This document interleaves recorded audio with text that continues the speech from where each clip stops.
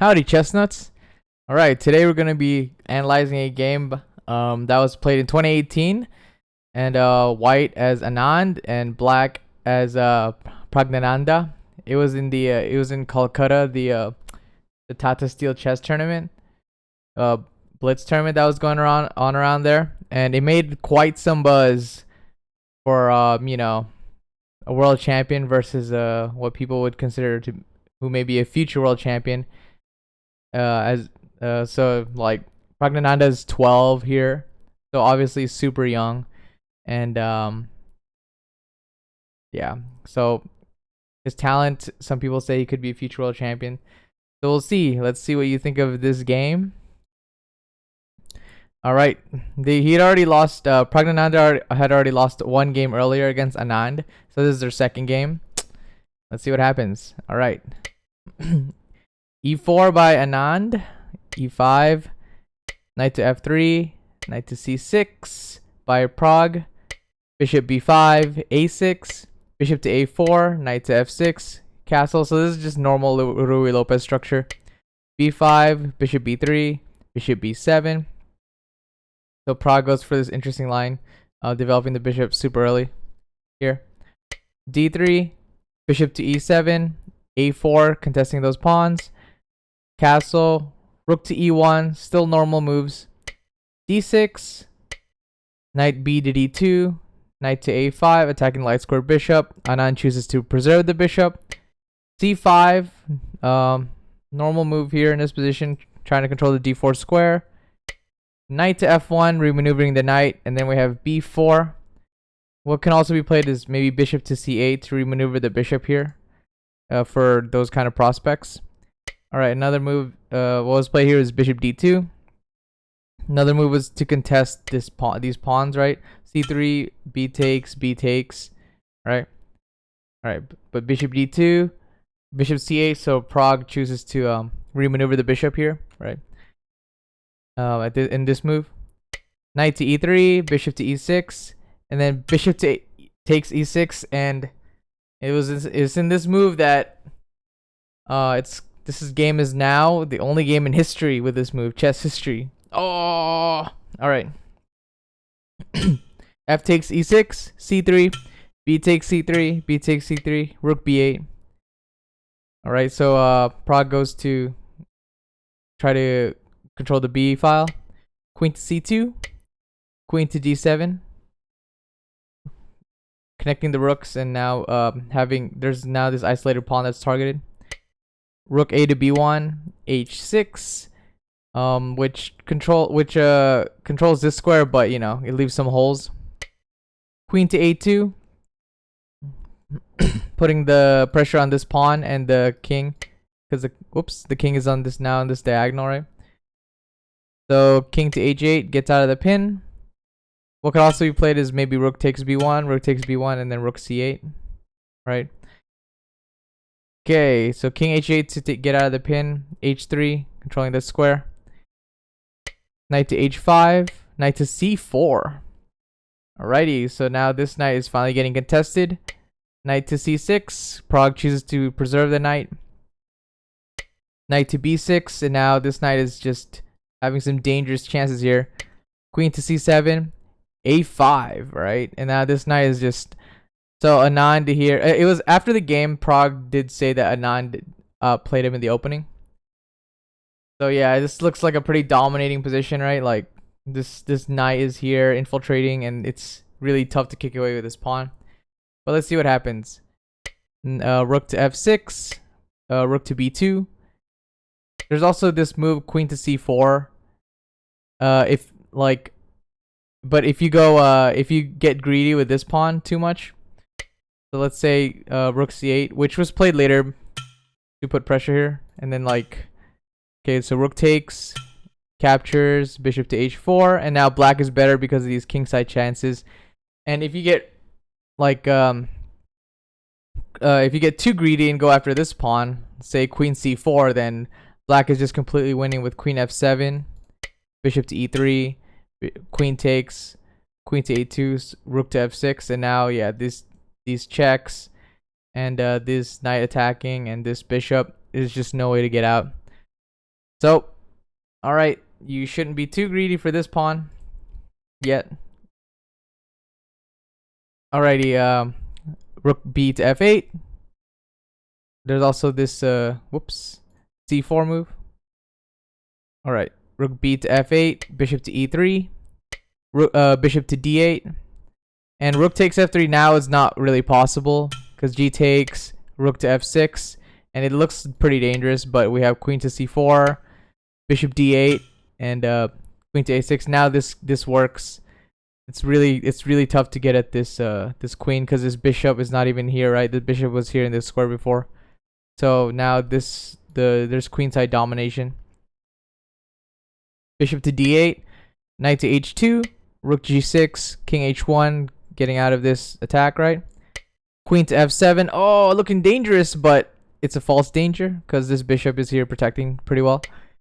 Queen to a4, knight to a7. So yeah, I was attacking this knight. Knight moves. It's maybe Pragg should have played like something like queen c7. He kind of underestimates this queenside power. All right, knight d7, and now there's some dangerous attacks here. Rook g8, rook to b7, and then we have knight to b5, c4. If okay, if you, I'll give you a few seconds to see this. If you could see this crazy move that Anand could have played, and he might have played it in a classical game, but in a Blitz game, it's very tough to see.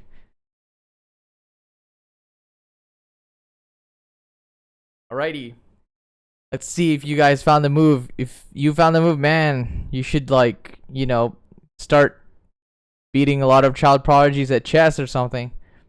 All right. Knight takes c5, so he misses this. Queen to f6, he misses this win.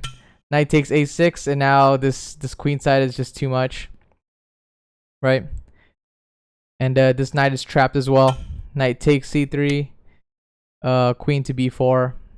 Yeah, there's no way the knight can and plus this, I mean, it has this square, but it's just stuck there, and now this queen side just gets rolling. All right, so we have bishop to d8, knight to h2, okay, knight to a7. All right, knight to d7. Okay, this was played. Knight to b5, and then c4 was played in the game. Knight to d4, and then Anand plays this crazy move. Can you see it? Oh, pause your video if you want to. Oh, okay, knight takes e5. Oh man. Anand actually could go for like a slow positional squeeze here, so we'll just go through it quickly. Rook to b1, queen e8. Okay, so there were variations where Anand could have, and this you can't really take this pawn because this knight would capture this. Or Anand could have slowly won the game, and it looks dangerous, but he's completely protected. Yeah. But this did not happen. Now there's no way to stop this queening. The checks are gone. Yeah. Alright. But it's tough to see how to squeeze the position when you're playing a Blitz game. So rook takes, knight takes is a pretty cool tactic, right? So it's like knight check, that's that like a discovered attack on the queen, and then so the queen takes, check. Alright, and then knight goes back to f4, knight takes f4. Bishop takes e5, bishop to e3, queen to b2, looking dangerous. Queen to a1, contesting the queen. Queen takes, rook takes, knight to c6, bishop to d2, protecting, reinforcing this knight because there are two pieces attacking it, right? Queen bishop c7, rook b1, rook to b8, contesting. Rook takes, knight takes, king to g1.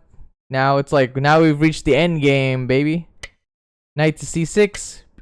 King to f1, bishop to takes this pawn, bishop takes, knight takes, and now we have knight versus knight. So who will go on top, Anand or Pragg? Okay, we have king to e2, knight c6, knight to f3, king to g6, and actually king to g8 might have been better for Pragg because now, like, since his king was on g6, the knight gets tempo with check. All right, so let's see. And it's like here, Pragg cannot control the f4 score, the f5 score, because knight takes, pawn takes, and now this king easily just munches that pawn. So, but instead, Pragg plays king g6, thinking that it might give him better, you know, chances here, but it's actually an illusion. He should have just gone around. Now, Anand can gain tempo on the f4 square. Man, these endgame details, right? Crazy. But they matter a lot, as we shall see. King to f6, knight to f5, knight d4, knight takes, c takes, king to d2. Now Anand marches, targeting this pawn, king e6. Right, let's see this king march. Dun, dun, dun, dun, dun, dun, dun, dun, dun. So Anand here tries to stop these pawns, right, from advancing. King c6. And Pragg actually misses a win here. Oh, whoops, g5. Misses this win, g5. Because if takes, then we have f3, and there's no way these pawns are going anywhere. And then a5 check, and then there's no way this king can ever get through. And you can't advance this because this pawn will take. So yeah, h5 was also a draw. Could have played that to solidify the position. But Pragg missed the draw. Man, these blitz details. King to a5, b7, h5, king to a7, g3, king to b7, f4, king to a7, f5, and now Vishy pretty much owns this square, right? g6 square. It's all over now. Okay, king b7, g4, king c7, king takes, king d7, king b6. Now it's just the munch time. And here, Pragg resigns here, king c7, because if king to f6, every move pretty much loses. If he tries, say, king to f6, then we have, yeah, this pawn just marches up. There's no way you can get to it, right? Or if you try g5, you're just gonna have like two pawns, right, able to advance. So there's just no way. Alrighty. So after this, Pragg was super humble about the outcome, and he thought it was a dream come true to play Anand. So that's pretty cool to have, you know, hopefully he'll grow up to be a gentleman. And Anand also thought that Pragg just needed like a few more connections in his play to be an even greater player. So yeah, that was it. Alright, if you guys liked this video, smash that subscribe button like a clock, that like button like a clock, and that notification bell like a clock, so you can see this face. Alright. Peace, chestnuts.